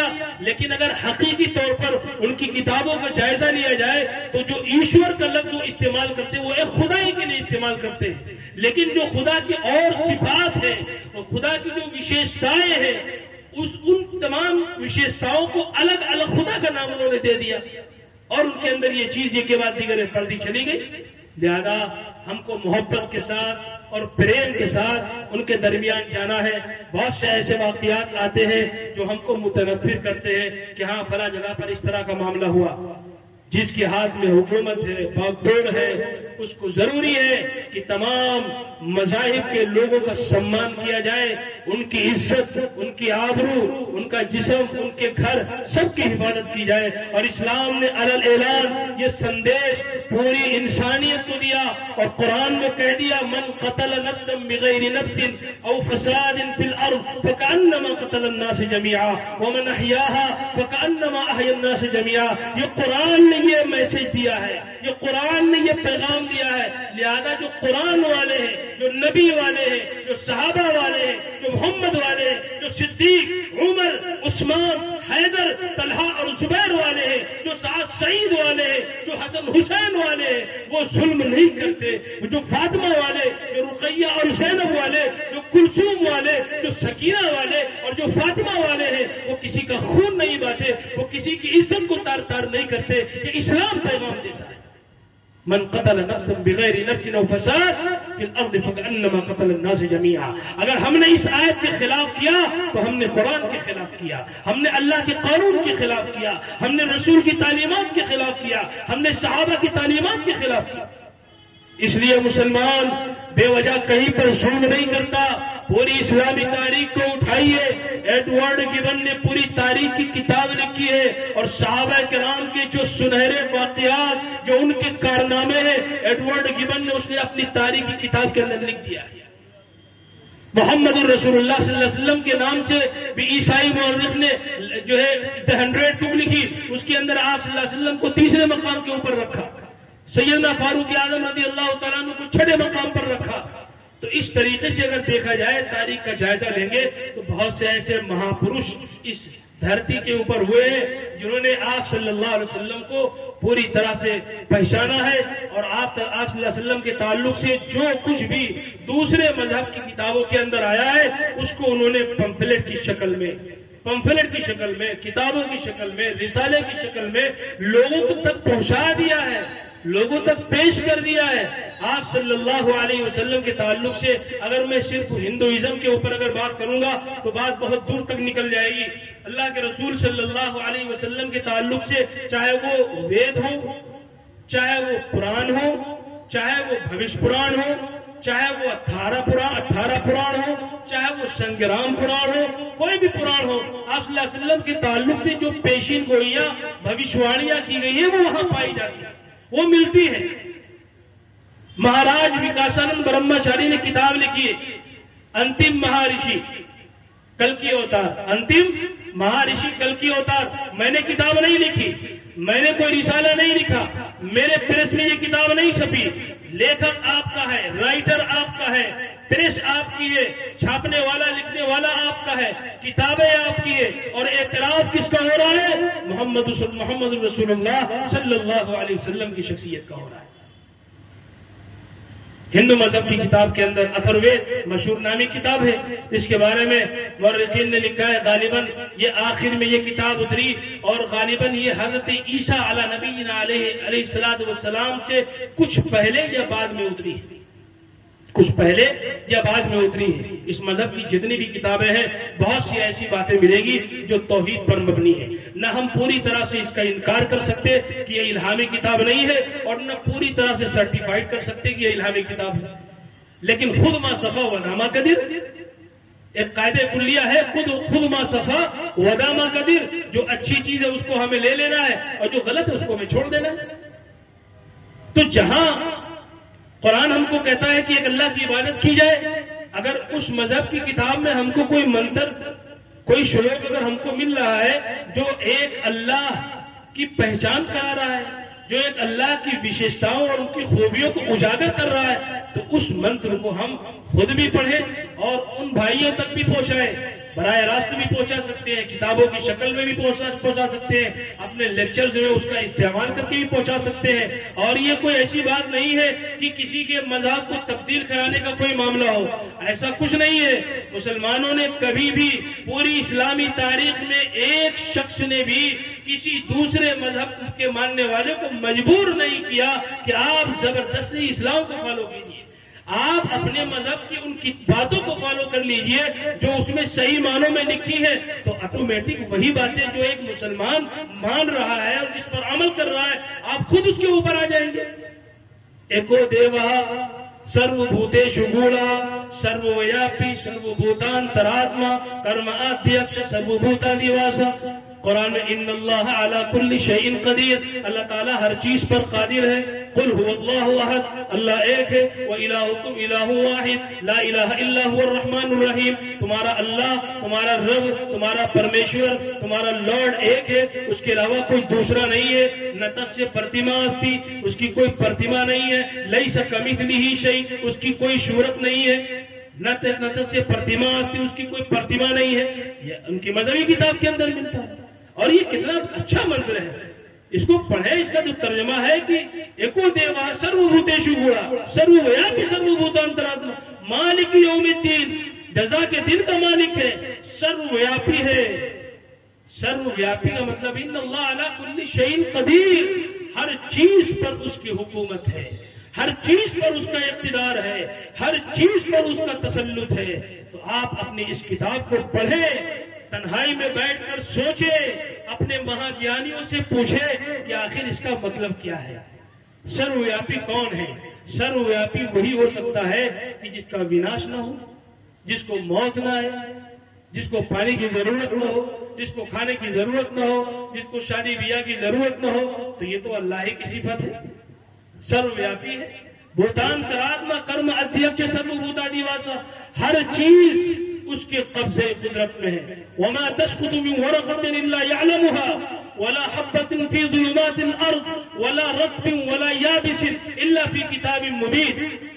اس کائنات کے اندر، اس زمین کے اندر کوئی بھی دانہ زمین میں اگے، کوئی بھی درخت کا پتا ہلتا ہے یا گرتا ہے، وہ اللہ کے علم میں ہوتا ہے، باہر نہیں ہے۔ جو کچھ ہم اور آپ سوچ رہے ہیں اس کے علم میں ہے، وہ ایشور دیکھ رہا ہے، وہ ایشور جان رہا ہے، وہ ایشور پہچان رہا ہے، کوئی اس کی پکڑ سے باہر نہیں ہے، وہ ہر چیز پر نظر رکھے ہوئے ہیں۔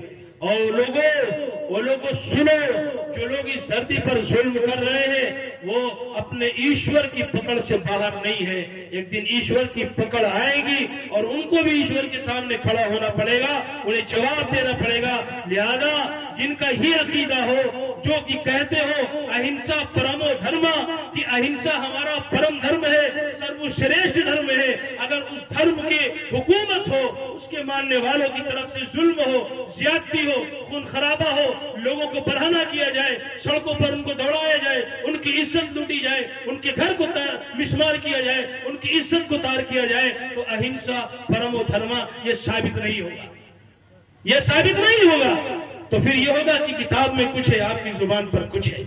لہذا آپ کو اپنی بھی مذہبی کتاب کو پڑھنے کی ضرورت ہے، کھنگالنے کی ضرورت ہے، اور جن لوگوں نے لکھا ہے ان کی کتابوں کو بھی پڑھنے کی ضرورت ہے کہ رسول اللہ صلی اللہ علیہ وسلم کے تعلق سے جو پیشین گوئیاں، جو بھوشواڑیاں کی گئی ہیں، وہ کہاں تک اور کس حد تک آپ صلی اللہ علیہ وسلم کے اوپر پھر ثابت ہوتی ہے۔ اتھروید کے اندر کانڈ نمبر 20 سوکت نمبر 127 کے منتر نمبر 1 سے لے کر منتر نمبر 14 تک کے آپ صلی اللہ علیہ وسلم کی صفات اور خصوصیات کے تعلق سے بیان کر دیا گیا۔ بھوش پران کے اندر، کلکی پران کے اندر منتر ایک آتا ہے، شمبل گرام مکھیسیہ براہمنسیہ مہاتمن بھونے وشنو یشسا کلکی پرادر بھوشیتی، کہ ایک عظیم پروہت، ایک عظیم قائد، ایک عظیم لیڈر کے گھر میں یہ وشنو یہ اتپن ہوں گے، ان کی پیدائش ہوگی۔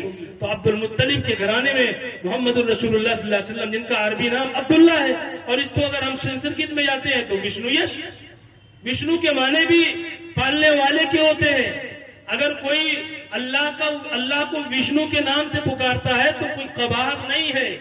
اگر آپ خالق کو برہما کا نام دے دیتے ہیں، برہما کہتے ہیں خالق کو، تو کوئی برائی نہیں ہے۔ لیکن اگر کوئی یہ عقیدہ رکھے کہ برہما ہے، ان کے 4 پیر ہیں، 5 ہاتھ ہیں، 2 سینگ ہیں، 6 آنکھیں ہیں، تو یہ برہما ہم مراد نہیں دیتے۔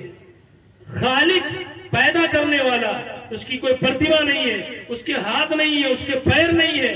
اگر اس معنی میں کوئی لفظ برہما کا استعمال کرتا ہے تو کر سکتا ہے، وہ کوئی قباحت نہیں ہے۔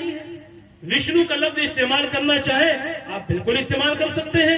آپ اپنی باتوں میں بلائیے کہ ہم وشنو کی پوجا کرتے ہیں، پالنے والا جو ہے اس کی پوجا کرتے ہیں۔ قرآن میں الگ الگ لفظ آیا، پالنے کے لیے الگ لفظ آیا، زندگی دینے کے لیے الگ لفظ آیا، موت دینے کے لیے الگ لفظ آیا۔ اللہ تعالیٰ کے 99 صفاتی نام ہیں، اس میں المحیی بھی ہے، زندگی دینے والا، الممیت موت دینے والا، الخالق پالنے والا، پیدا کرنے والا، پرورش کرنے والا، بہت سے نام ہیں۔ تو اگر ان ناموں کو ہم اس کی صفات کے طور پر اگر لے تو کوئی قباحت نہیں ہے۔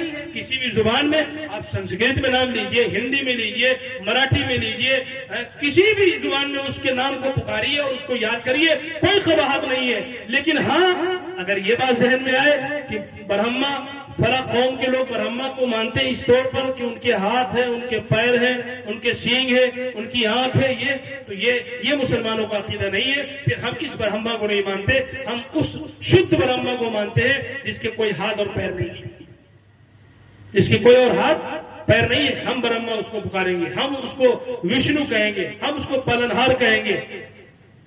اگر کوئی شخص دوسرا عقیدہ رکھے گا تو وہ ان کے عقیدے سے جا کے میچ کر جائے گا، ان کے عقیدے سے جا کے مل جائے گا، اور ہمارا عقیدہ ان کے عقیدے سے ٹکرائے گا۔ جو خدا کی صفات ہے، ان صفات کو ان لوگوں کے یہاں الگ الگ ایک خدا مان لیا گیا۔ یہاں خدا نہیں مانا گیا، یہاں ایک اللہ ہے، اس کی الگ الگ صفات ہے، ان صفات کو ہم نے مانا ہے کہ اس کی صفات ہے جو پاورفل ہے، الگ ہم نے خدا نہیں مانی۔ تو محمد عربی صلی اللہ علیہ وسلم کے تعلق سے بہت سے منتر ہیں، بہت سی پیشن گوئیاں، بھوشواڑیاں آئی ہیں، جیسا کہ اتھروید کے اندر آیا، ادم جنا اپشرت نراشنس ستوشیتے ششٹم سہسترا نوتم چکورم آروشم شدم ہے۔ ادم جنا اپشرت نراشنس ستوشیتے ششٹم سہسترا نوتم چکورم آروشم شدم ہے۔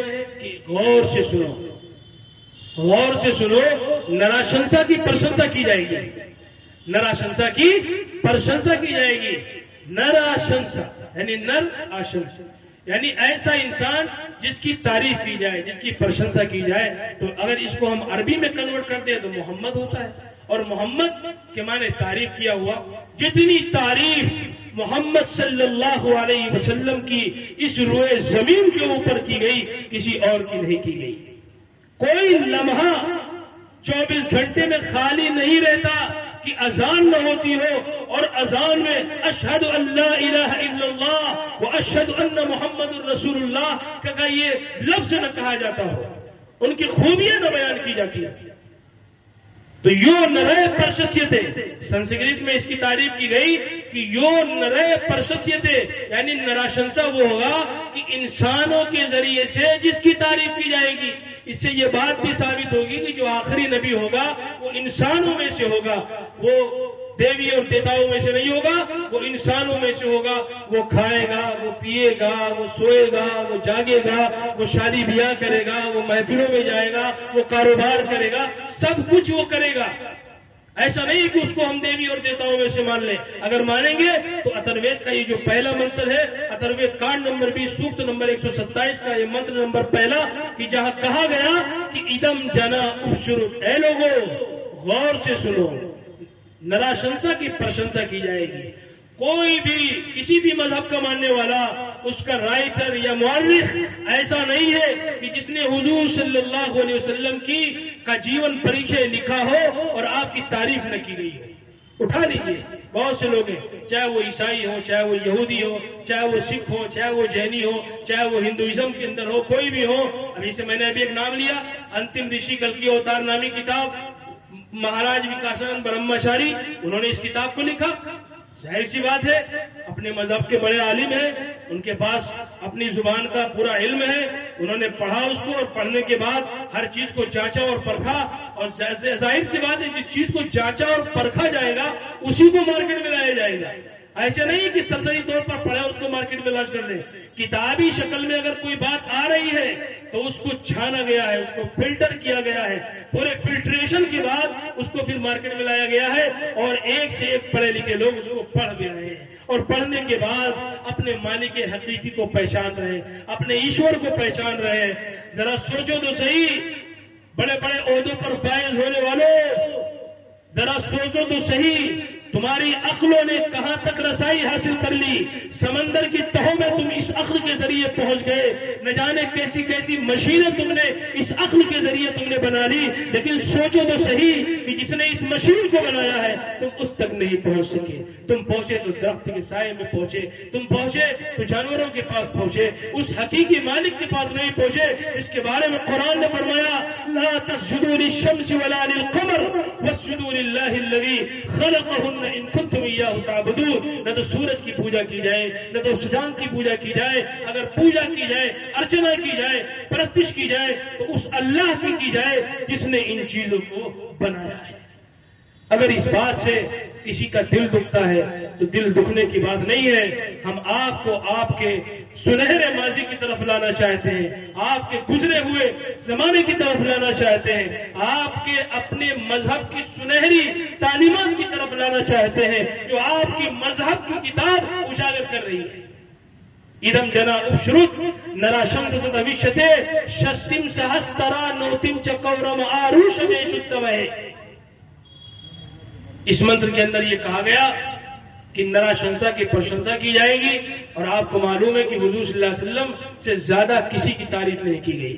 اور اس کے بعد آگے یہ بتایا گیا کہ 60,090 دشمنوں سے اس کی حفاظت کی جائے گی۔ کس کی؟ نراشنسا کی تعریف، نراشنسا کی جو ہے حفاظت کی جائے گی، ان کی سرکشا کی جائے گی۔ اب نراشنسا سے ثابت ہو گیا کہ محمد صلی اللہ علیہ وسلم ہے، اس کو ہم کنورٹ عربی میں کرتے ہیں تو بات ثابت ہو جاتی ہے۔ اب اس بات کو سمجھنا ہے کہ جو وہاں پر بات بیان کی گئی کہ 60,090 دشمنوں سے ان کی حفاظت کی جائے گی، وہ کون لوگ ہیں؟ تو مورخین نے لکھا ہے بہت سے لوگ مکہ کے بوڑھوں، بچوں اور جو گھروں میں بیٹھے لوگ ہیں ان کو لے کر کے تعداد کو پوری کرنا چاہتے، لیکن ایسا نہیں ہے۔ مورخین نے، اتہاسکاروں نے جب تاریخ لکھا تو انہوں نے بہت اچھے انداز میں اس بات کو کلیئر کر دیا کہ 60,090 دشمنوں سے جو نراشنسا کی سرکشا کی جائے گی یہ کون ہے، اور یہ 60,090 کون لوگ ہیں؟ تو تاریخ میں لکھا ہے کہ اللہ کے رسول صلی اللہ علیہ وسلم نے جب تبوک میں جانے کا ارادہ کیا تو اس وقت 40,000 رومی آپ سے مقابلہ کرنے کے لیے آ رہے تھے۔ کتنے لوگ؟ 40,000 رومی مقابلہ کرنے کے لیے آ رہے تھے۔ جس وقت تبوک کے موقع پر میں نے عرض کیا کہ حضرت عثمان غنی رضی اللہ تعالیٰ عنہ سے آپ نے اسپیشل چندے کی اپیل کی، اور جس موقع پر آپ نے 900 اونٹ آپ نے جو ہے ما غلہ لدے ہوئے جو ہے پیش کیا، اور اس کے بعد جب کوئی نہیں بولا آپ مجمع سے اٹھ کر چلے گئے، بعد میں 1000 اشریفیہ دی جس کی مالیت 1000 اونٹوں کے برابر تھی۔ اس وقت 40,000 رومیوں سے مقابلہ ہونا تھا جو تبوک کے مقام پر پہنچے نہیں اور واپس چلے گئے وہ، تو 40,000 یہ ہیں، اور یہودی اور ان کے ٹولی کے لوگ ان کے حامی جو تھے وہ 10,000 کی تعداد میں خیبر کے موقع پر مقابلے کے لیے آئے، وہ 10,000 تھے وہ، تو 40 اور 10 کتنے ہو گئے؟ 50,000 ہو گئے۔ اور خندق کے موقع پر قریشی اور بنو غطفان اور ان کے جو دوست احباب اور قبیلے کے لوگ تھے وہ مقابلہ کرنے کے لیے 10,000 کی تعداد میں خندق کے موقع پر آئے، اور 10,000 کی تعداد میں خیبر کے موقع پر آئے، اور 40,000 کی تعداد میں تبوک کے موقع پر آئے۔ کتنی تعداد ہو گئی؟ کتنی ہو گئی تعداد؟ 60,000 کی تعداد ہو گئی، اور 80 ایسے افراد تھے جنہوں نے منافقت کا سہارا لیا اور عین موقع پر تبوک میں جانے سے انہوں نے معذرت کر لی اور کہا میں نہیں جاؤں گا، اور وہ پیچھے ہٹ گئے۔ بچے 12 یا 13 لوگ اس میں بچے، جس میں سے 3 ایسے افراد تھے جن کے اندر شک شبہ تھا کہ ہم محمد کی بات مانیں یا نہ مانیں، یہ جو کہہ رہے ہیں اس پر عمل کریں یا نہ کریں، ان کے ساتھ جائیں یا نہ جائیں۔ لہذا واپسی میں ان کا کفر اور نفاق ظاہر ہو گیا اور وہ مارے گئے۔ بچے 10 افراد جو ساتھ میں چلے گئے تھے، تو 60,090 افراد اس طریقے سے ہوئے جو نفاق کے اوپر قائم رہے، اور جو دشمن جن کو کہا گیا ہے یہ 60,090 کی تعداد پوری ہو رہی ہے۔ اسی کے بارے میں کہا گیا ادم جنا ابشرت نرا شمس ستوشیتے ششتم سہسترا کورما روشم شدھم ہے، کہ میں 60,090 دشمنوں سے اس کی جو ہے سرکشا کی جائے گی۔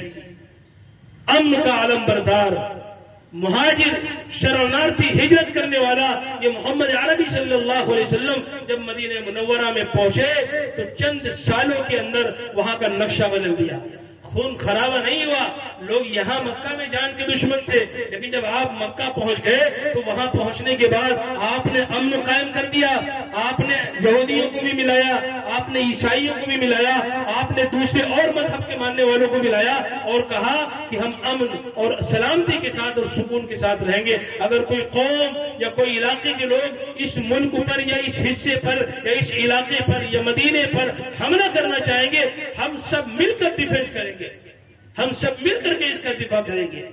تو محمد عربی صلی اللہ علیہ وسلم کے تعلق سے یہ بہت واضح پیشین گوئی ہے، جس کو پڑھنے کے لیے اور سمجھنے کے لیے کتابوں کا سہارا لینا چاہیے۔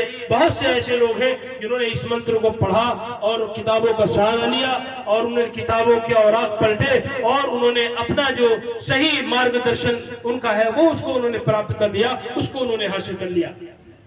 اور آگے چلتے ہیں۔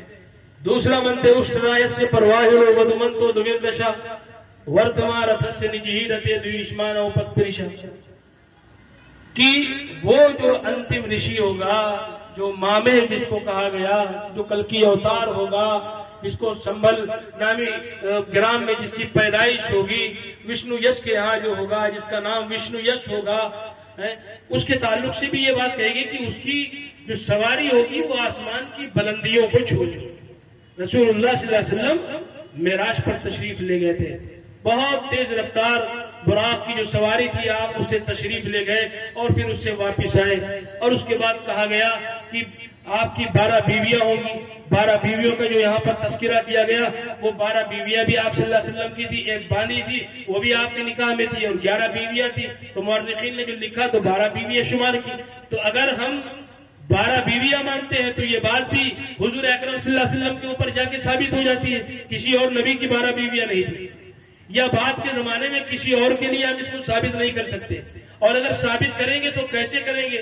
یعنی اس کا جو آنا ہوگا وہ ایسے علاقے میں ہوگا جو ریگستانی علاقہ ہوگا، اور اس زمانے میں آئے گا جس زمانے کے اندر تلواروں کا استعمال ہوگا، خچروں کا استعمال ہوگا، اونٹ کا استعمال ہوگا۔ آج کا تو یہ نیوکلیائی جو زمانہ ہے، ایٹم بم کا لوگ استعمال کر رہے ہیں، پرمانو کا استعمال کر رہے ہیں، اس کی طاقت اپنے ملک کے پاس بھی ہے، دوسرے ملکوں کے پاس بھی ہے، اس طاقت کو لوگ استعمال کر رہے ہیں۔ لیکن جس زمانے میں آنے کی بات کل کی اوتار کے تعلق سے کہی جا رہی ہے، وہ زمانہ پیچھے کا زمانہ ہے، وہ اتیت ہو چکا، وہ پاسٹ ہو چکا، وہ بھوتکال ہو چکا، وہ بھوشیہ کال نہیں رہا۔ اگر ہم بھوشیہ کال کو مان کر کے کتابوں کے اندر اس کو ڈھونڈتے رہیں گے تو نہیں پائیں گے، نہیں پائیں گے۔ اور یہ بات میں نہیں کہہ رہا ہوں، میں اس بات کو نہیں کہہ رہا ہوں، مہارشی دیانند سرسوتی نے اپنی کتاب کے اندر خود اس کا الیکھ کیا ہے، اور انہوں نے خود اس بات کو مانا ہے، اور اسلام کی جو سچائی اور حقانیت ہے اس کا خود انہوں نے اعتراف کیا ہے۔ تو اشترا یسے پرواہی ودمنتو دویردشا ورتما رتھس نجہیرتے دویشمانا اپستریشا۔ اب اس کے بعد جو لفظ دویردش اس کے اندر آیا ہے، اس لفظ کو لے کر کے بہت سے جو اس زبان کے جاننے والے ہیں ان کے درمیان اختلاف ہوا کہ اس دویردش کے لفظ سے کیا مانا جائے۔ اگر دویردش مانا جائے تو 12 مان لیا جائے گا، 12 بیویاں ہوں گی، لیکن اگر 12 نہ مانا جائے تو دویردش بعض لوگوں نے مانا، تو یہ ہوا کہ بھائی ڈبل 10 یعنی 10 اور 10 20 مانا جائے۔ تو آپ صلی اللہ علیہ وسلم کی 20 اونٹنیاں بھی تھیں۔ طبقات ابن سعد میں اس کا بھی تذکرہ ہے کہ آپ صلی اللہ علیہ وسلم کی 20 اونٹنیاں بھی تھیں۔ اگر 20 اونٹنی مانتے ہیں تو یہ بات بھی آپ صلی اللہ علیہ وسلم پر جا کے پھر بیٹھتی ہے۔ اور 2 اونٹنی ایسی تھی، ایک کا نام اسوا، ایک کا نام اسبا تھا، اور ایک کا نام قصوہ تھا۔ یہ دونوں اونٹنی آپ سواری اور سفر کے لیے استعمال کرتے تھے، اور 18 جو اونٹنیاں تھیں ان کا دودھ استعمال ہوتا تھا، ان کا دودھ استعمال ہوتا تھا۔ تو اگر 20 اونٹنی کی بات لی جائے گی تو یہ بات بھی محمد صلی اللہ علیہ وسلم پر ثابت ہوگی۔ اگر 12 بیویاں کی بات لی جائیں گی تو یہ بات بھی محمد صلی اللہ علیہ وسلم پر ثابت ہوگی۔ اور اگر صرف 2 مانا جائے اس سے تو 2 اونٹنی ابھی وہ صلی اللہ علیہ وسلم کی سواری کے لیے تھی۔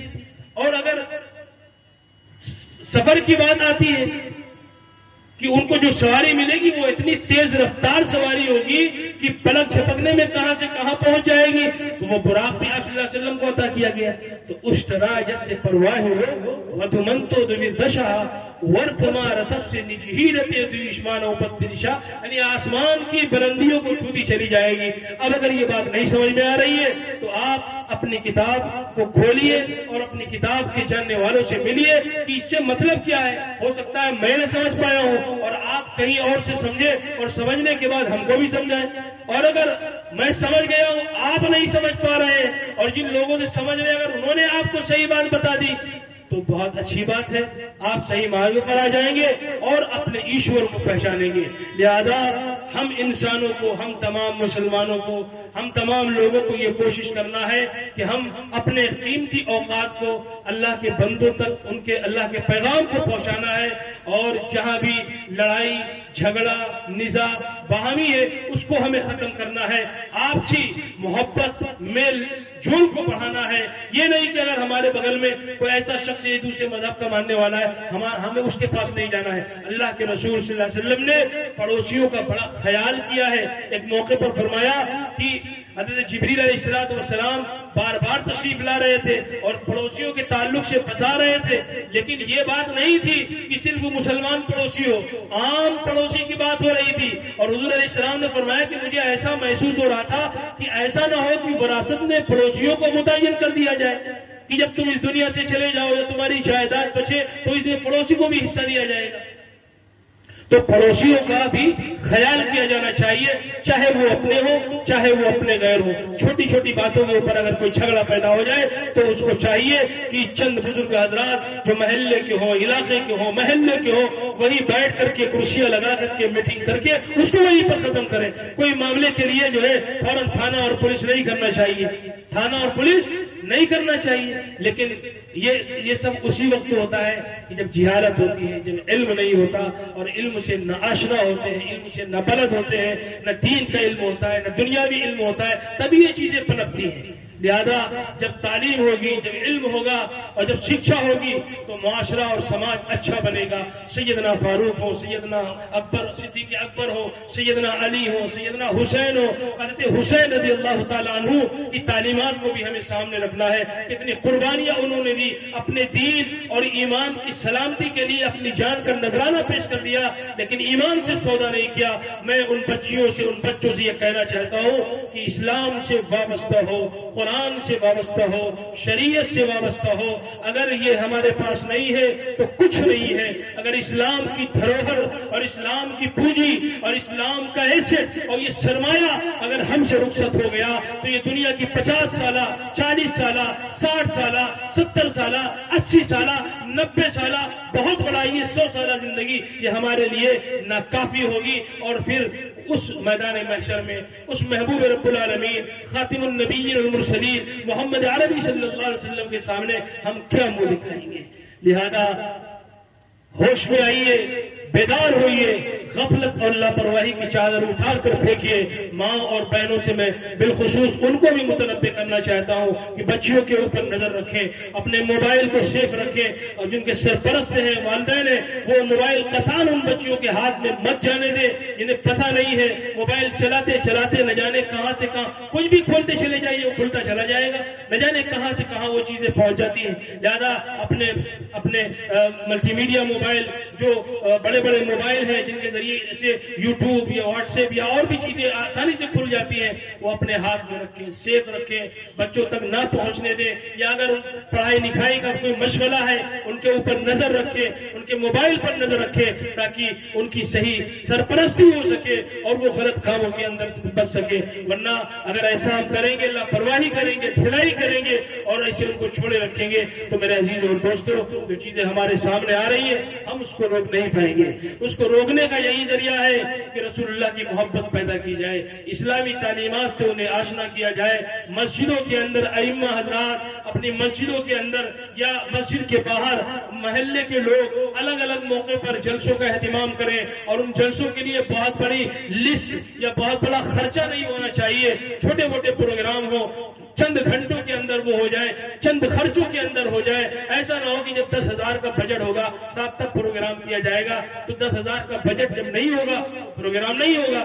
ہفتے میں کوئی ایک ایسا دن متعین کر لے کہ اپنے گھر کے محلے میں کسی کا گھر بڑا ہے اور وہاں پر کسی ایک موضوع کو چن لیا کہ آج سیدنا صدیق اکبر کی فضیلت پر بات ہوگی، سیدہ صدیقہ عائشہ رضی اللہ تعالیٰ عنہ کی عظمت پر بات ہوگی، ام میمونہ کی زندگی پر بات ہوگی، حضرت ماریہ رضی اللہ تعالیٰ عنہ کے اوپر بات ہوگی، حضرت رقیہ کی زندگی پر بات ہوگی، ام کلثوم کی زندگی پر بات ہوگی، فاطمہ کی زندگی پر بات ہوگی، اور بہت سی صحابیات ہیں اور بہت سی ازواج مطہرات ہیں ان کی زندگی پر بات ہوگی۔ اور وہاں پر ضرور پردوں کا اہتمام کر کے خواتین کے آنے کا بھی بندوبست کرنا چاہیے۔ ہم یہ بہانہ بنا کر کے کہ فتنہ پھیلے گا، ہماری مائیں اور بہنیں بازاروں میں آئیں، شاپنگ کریں، مالوں میں جائیں، بازار کی رونق بنے، محفلوں میں جائیں، شادی حال میں جائیں، میرج حال میں جائیں، نہ جانے کون کون سے فنکشن میں جائیں، تو فتنہ نہیں ہوگا۔ جلسے کی بات آئے گی، پردے کا اہتمام ہوگا اور بلانے کی بات آئے گی تو شیطان فوراً وسوسہ پیدا کرے گا، فتنہ پیدا ہوگا، لوگ گمراہ ہو جائیں گے، فتنہ پیدا ہوگا۔ لہذا اس کے لیے بہترین انتظام ہونا چاہیے، بہترین مینجمنٹ ہونا چاہیے۔ جس جگہ پر پروگرام ہو 2 راستے ہونے چاہیے، ایک راستے سے خواتین کا جانے کا بندوبست کیا جائے اور ایک راستے سے جو ہے مرد حضرات کے جانے کا بندوبست کیا جائے۔ میں نے دیکھا نہیں ہے لیکن میں نے سنا ہے معتبر حضرات کی زبانوں سے کہ کیرلا کے اندر بہت اچھا نظام بنایا گیا، مسجدوں کے اندر جلسے متعین کیے جاتے ہیں اور ایک ٹائم ٹیبل متعین کر دیا جاتا ہے۔ مان لیجئے کہ عشاء کے بعد پروگرام رکھا گیا، عشاء کے بعد پروگرام رکھا گیا، 7 بجے اذان ہونی ہے اور یہ اعلان کر دیا گیا کہ 6:45 بجے تک اپنی گھر کی خواتین کو آپ لا کر کے اس مسجد کے حال میں آپ پہنچا دیں گے، اور ایک ٹائم ٹیبل لگا دیا گیا۔ اس کے بعد اگر کوئی آتا ہے تو پھر وہ اپنے ساتھ لے کے اپنے گھر چلے جائے، اپنی ماں اور بہنوں کو لے کے اپنے گھر چلا جائے۔